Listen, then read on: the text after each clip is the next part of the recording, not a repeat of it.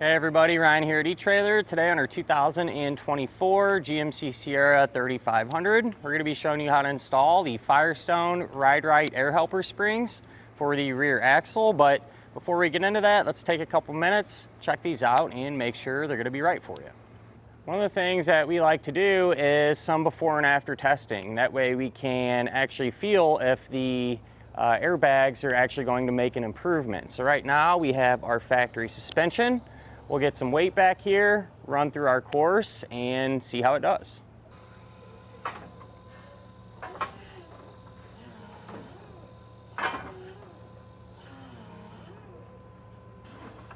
Got some weight in the bed, and the suspension definitely squatted down for sure. But how it looks is one thing, how it's gonna feel and ride is a completely different story, so let's go take it for a spin. So the first thing I noticed when I hopped in the truck is that the front's definitely lifted up a little bit. And personally, not the ideal way to drive, at least in my opinion, but what we're gonna do is go over a couple bumps here. And I like to, get some energy going through the chassis and the suspension. And not as bad as I thought, to be honest with you. This is a pretty heavy duty truck, but I feel like there's definitely room for improvement. When I'm hitting the bump, it's kind of just floaty, it hits the bump and just kind of sloppy and all over the place. You feel the suspension when you hit it. It's, kind of slams down, if you will, then has a hard time kind of recovering, and rebounding there. So I can only imagine too, like I said, this thing's pretty heavy duty.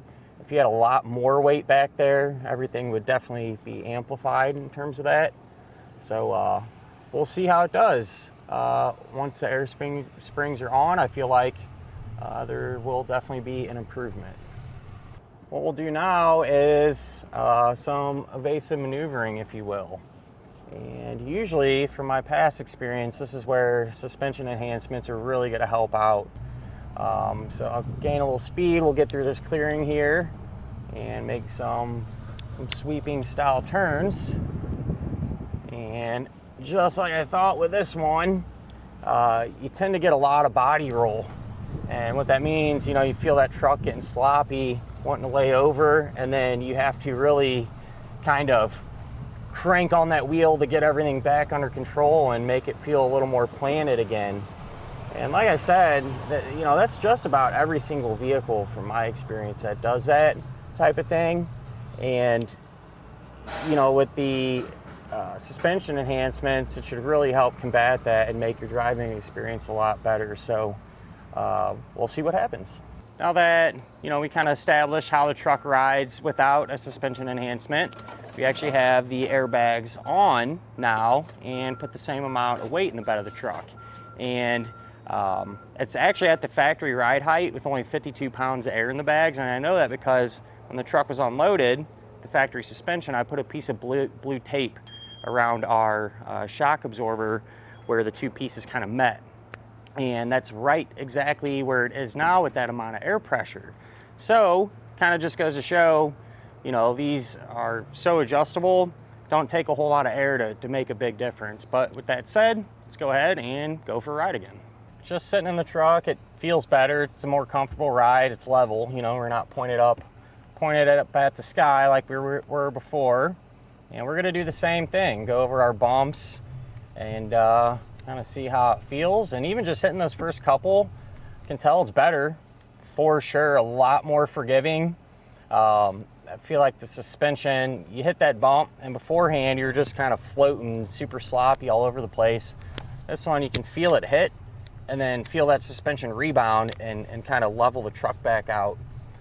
So definitely an improvement as far as that goes. And I don't feel like we're getting kind of tossed around nearly as much either. Like I said before, we're floating all over the place. This, it makes the truck feel a lot more planted for sure. The bump's completed, we'll get to our evasive maneuvering and see what happens here. I got a feeling it's going to be like the majority of the other vehicles and show some improvement here. So I'll get turning, and I actually can tell a difference. Pretty big one, believe it or not. Essentially, in our case, I hardly have any body roll now. and I find myself actually going a little bit faster. And the turning, whenever you're turning, it's almost more responsive, believe it or not, because before you'd have that body roll and you'd have to compensate by really cranking on the wheel.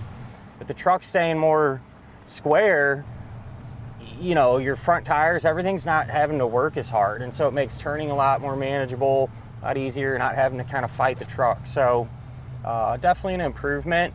And honestly, when you're towing this big stuff around, you know, you have to really be on your game, right? Pay attention to things. You got a lot going on. And so whatever you can do to make that a little bit easier on you, make life a little easier and safe and comfortable, is well worth it, at least in my opinion.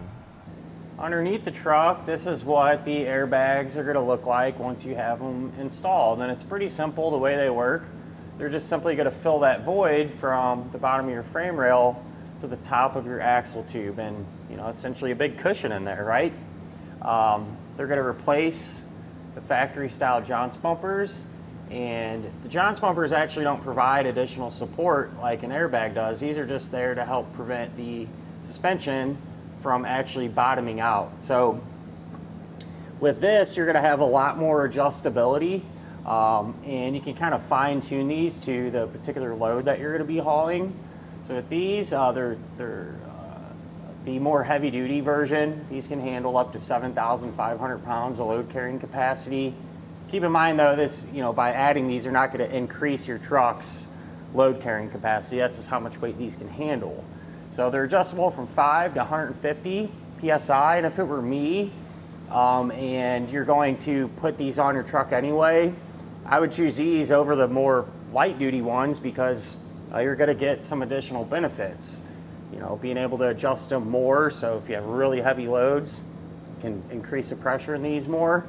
And I've kind of noticed too in the past, so say with these, since they're a larger diameter, let's say a particular load has, you find that about 40 pounds of air in these supports that load. With the smaller ones, you might have to bump that up to 60. And generally speaking, when you have that higher air pressure in there, it's going to stiffen up the ride a little bit more. So honestly, you know, by being able to run a little less pressure because of the volume inside of here, tends to make for a more comfortable ride. One of the big questions a lot of people do wonder when it comes to putting airbags on is if they're going to be compatible with in-bed hitches. And the answer is yes. And we have a perfect example today. We have a B&W underbed gooseneck hitch, no interference at all. I've yet to come across any that do interfere. Even if you have a factory puck style, the airbags are still going to work. These are going to work with trucks that have the diesel engine as well as gasoline engines, as well as two-wheel drive and four-wheel drive pickup trucks. So kind of all your bases covered there. And just to compare these to some other airbags, the airlift ones, for example, you know, they're both going to work and get the job done. I'm kind of partial to the Firestone bags though, really because how the bag is actually attached to the metal portion up here. So with these, say if you were to service your truck and lift it up by the frame, you can actually let the axle hang without having to worry about, you know, destroying these or damaging them, as to where the airlifts are just attached differently, and you have to use some caution and think about that type of thing when you service a truck. So just one less thing to worry about with these, at least in my opinion. But with that said, you know, when it comes to an airbag, it is going to require some maintenance, I guess you could say. So you're always going to want to keep at least 5 pounds of air in these, or else you could damage a bag. And that pretty much holds true across the board with any manufacturer of airbag.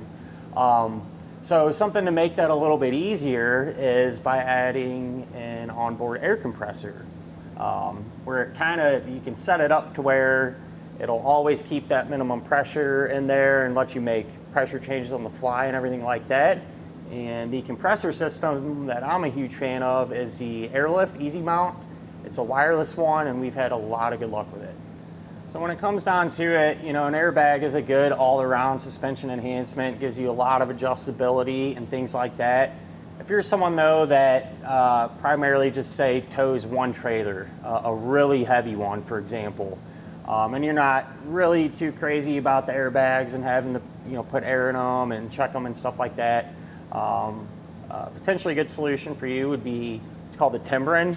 Essentially, it's just a real big jounce bumper that you put on there, you set it and forget it. It gives you the support when you need it.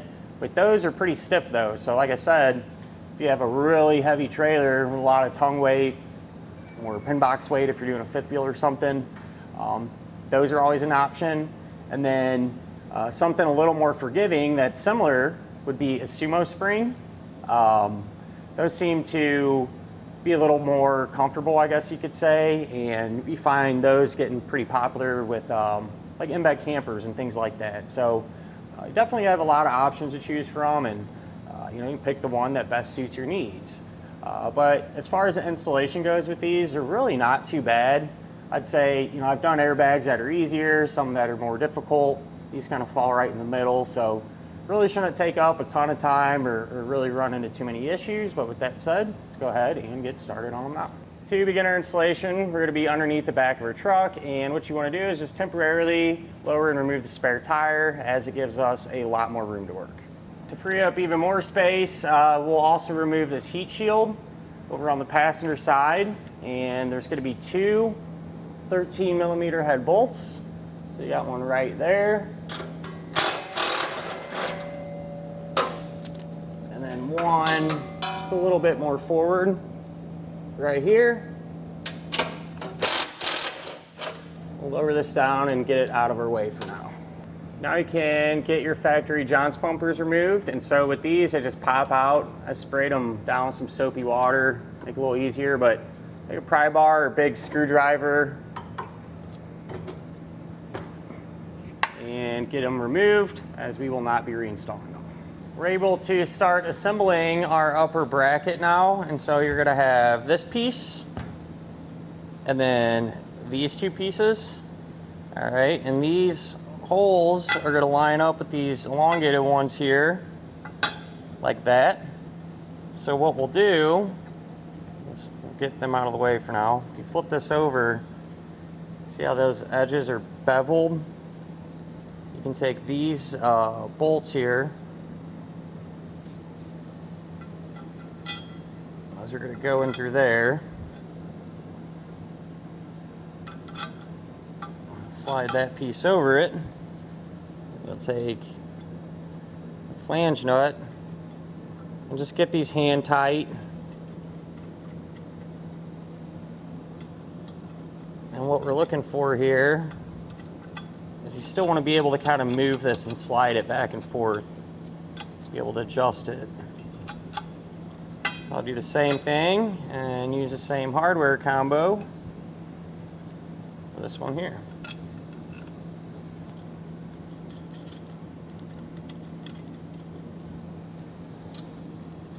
With those loosely on there, you can now take these bolts. All right, that's gonna run through like that. Then you have these little flange nuts, and just get these started, just a couple of threads like that. Same thing over here. The way our assembly is gonna work here, these half hoops, I guess you could say, are going to go around our jounce bumper cup.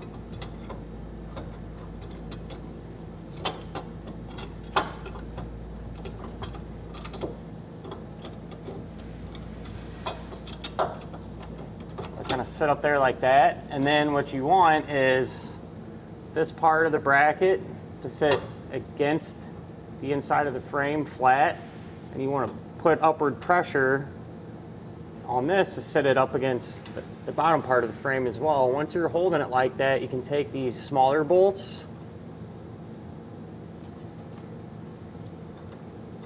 and start to tighten them up.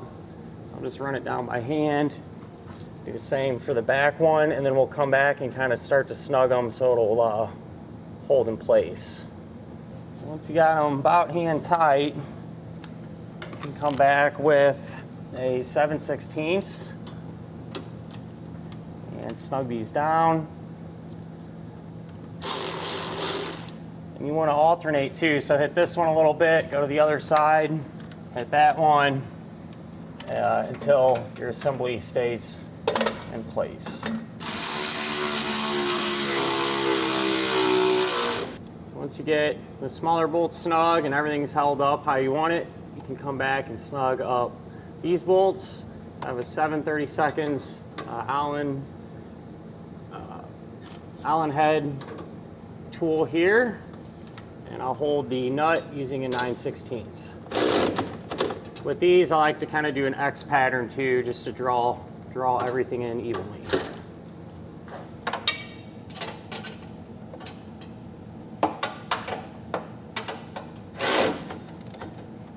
Need to come back with a torque wrench now and torque the hardware down. You can usually find the specifications and the instructions, or sometimes they're also listed on top of the actual air spring.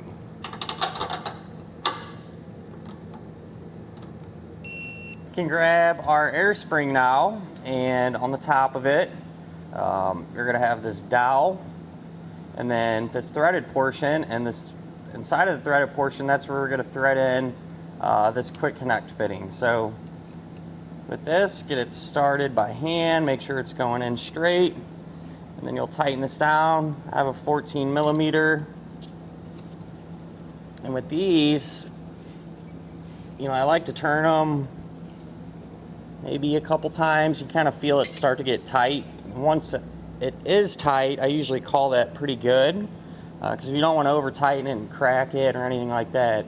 My thought is, if it leaks, it's easier to come back and snug it up more, as opposed to breaking stuff and then you're kind of, you know, kind of out of luck there. So I'm going to show you a real quick way too to actually check this for leaks outside the vehicle before you put it up, because when it is up there and if it is leaking, it's a lot harder to get to.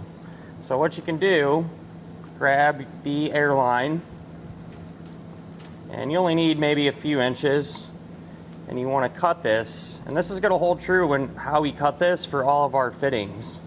You want to use a tool like this, or a tubing cutter, or sometimes you can take a block of wood and just use a razor blade to cut straight down on it, but you want that cut to have a nice clean straight edge like that there. That's a good example of it, and I'll do the same for this piece, or the other end rather.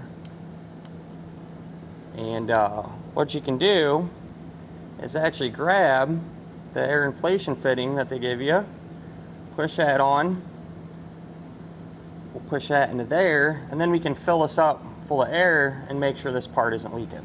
We'll go ahead and put some air pressure in this. And the way that we can check for leaks, and this is going to hold true for once we get everything together, you know, and the system's complete, we'll come back and check everything else. But to check for leaks, just spray it down with some soapy water. And right now we're just concerned about this connection here. And what you're looking for is for bubbles to continuously and rapidly form. If you see that, you know you got a leak, and you can tighten that down more. If you don't see it, which I think we're in pretty good shape, you know we're all sealed up and good to go. Since we verified we're good here, I'll let the air pressure out of our bag here.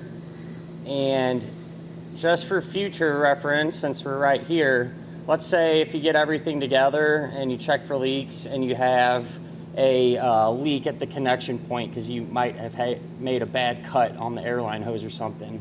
With these quick connects, all you have to do is kind of take your finger and put pressure on this and then just pull the line out. So that's really all there is to it. So if you were to have a leak, say at this connection, you know, you undo that, recut the line, plug it back in, and check it again. If you flip your airbag over now, there's going to be a threaded hole in the bottom of it. We can take our lower bracket, one side will be beveled like that, line that up, and then you can take this bolt, this real short one, and we'll get that started in place and hand tight. I set our assembly on top of our axle, and you know, that's how you're going to want it to sit roughly. And what we can do, all right, so if you look on top of the airbag, that dowel sticking up, you look at the bottom of our upper bracket, there's going to be 3 holes that are the same size as this dowel. When we put this up here, we want that dowel to go into the middle hole, all right? And so what I like to do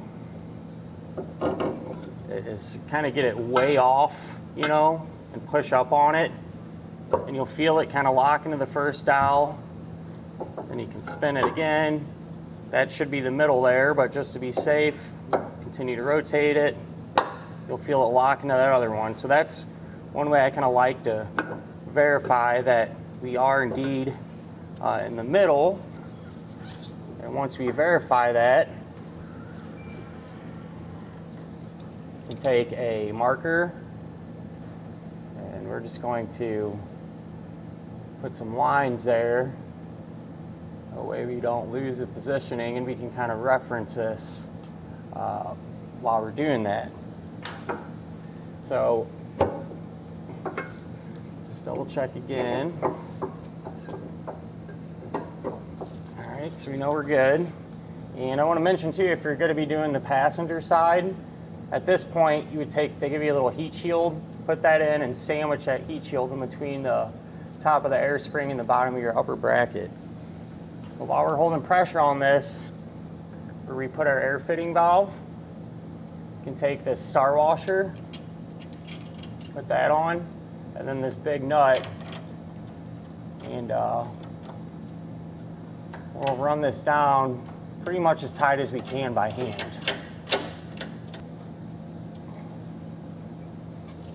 So when you're tightening this up by hand, you know, you want to tighten it enough to where you're going to take out all the slack up here to where this is sitting tight against this.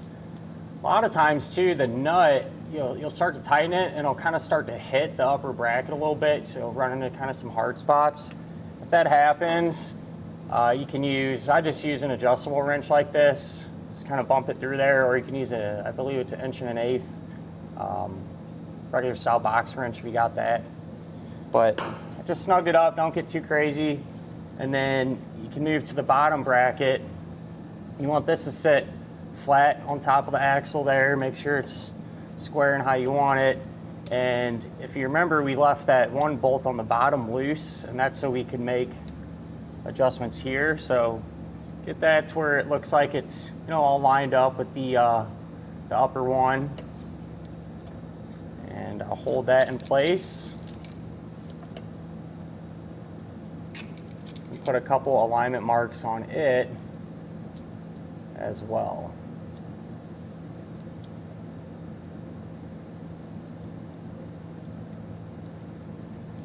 So with them marks made, what you can do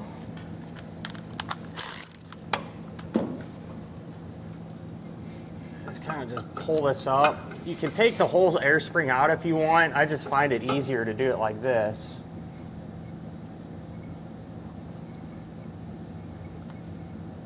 Get that lined up with our marks, and then snug up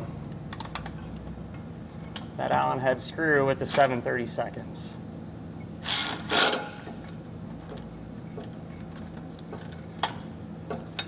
Shouldn't move now, and with it snug, we'll change out and grab our torque wrench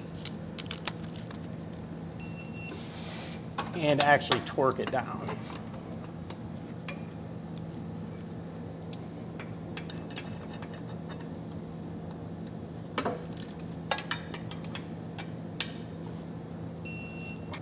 Bottom all sorted, you know, make sure to come back up top where that big nut was or is, and get that completely tightened down.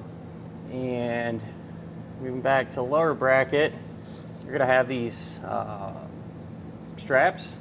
So this hooked part is actually gonna go underneath here like that, and then you'll have carriage bolt. You can drop through the lower bracket, through that portion of the bracket, take a flange nut, and get it started hand tight.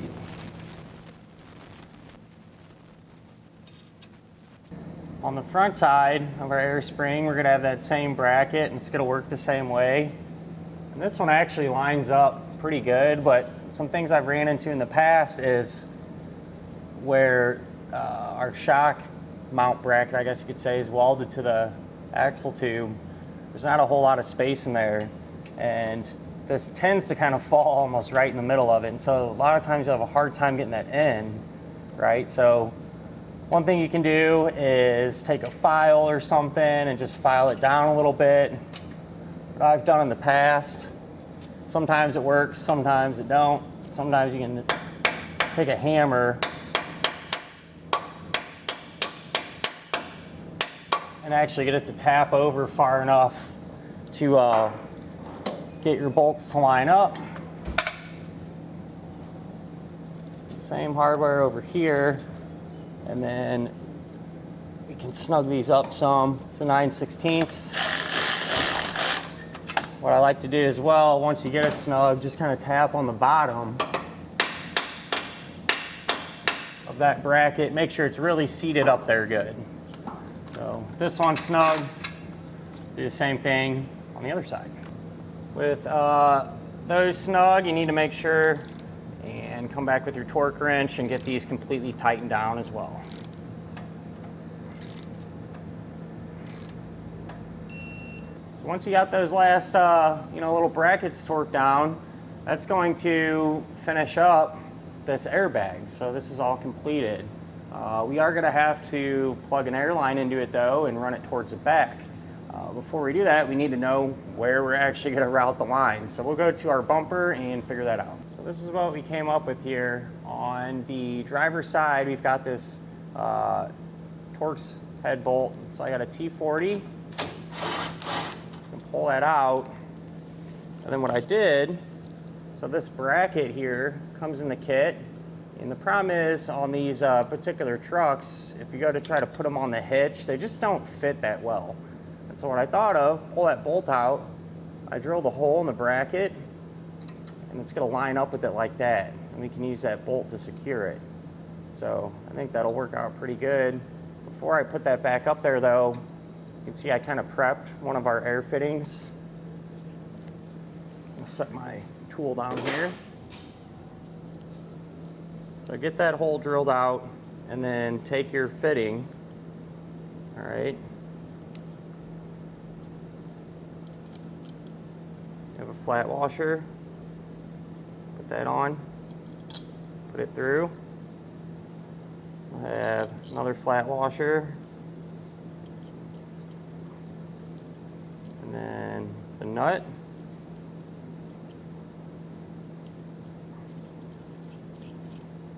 Get this tight all the way by hand. And I'm just going to snug these down. I usually just do it by hand. I have a 13mm socket or a 1/2 inch will work. And just kind of snug it up a little bit. Get this all sorted. We'll take our bolt there and get this secured. We'll start to get our lines ran back to this now. I got our airline routed here, and so good clean cut, just like we showed you before. Plugged it right in, ran it up, and when you're doing this, do your best to avoid any hot or moving parts or putting real sharp bends in the lines, so you don't want to kink it. Use some zip ties every now and again to secure it, but it just runs up, essentially following this factory harness, and then you kind of lose sight of it a little bit, but you just push it straight back. So here's where the line's going to come down. I coiled up maybe an extra couple feet of it,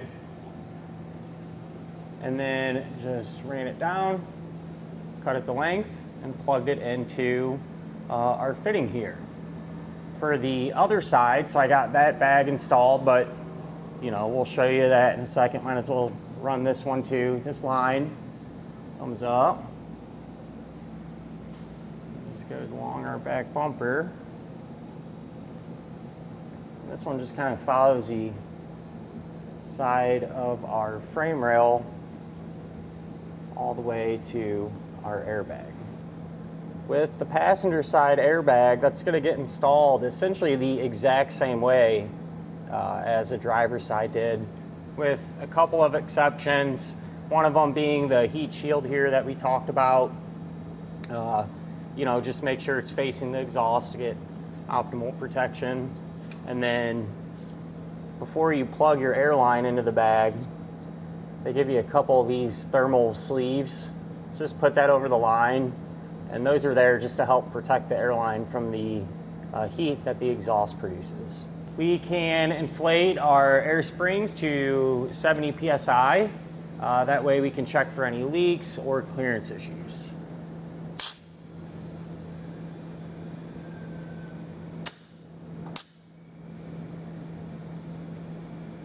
I checked all of our fittings for leaks like I showed you before with the soapy water, and we're in good shape.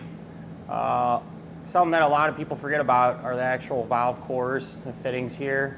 If you see a leak there, the caps that come with it actually have a tool in there where you can put that in and snug them up a little bit. So don't forget to check those. But with this done, you know, we're all good. You can go ahead and reinstall your heat shield the opposite way that you removed it, as well as get your spare tire back up in place. And that'll finish up our look at and our installation of the Firestone Ride-Rite air helper springs for the rear axle on our 2024 GMC Sierra 3500.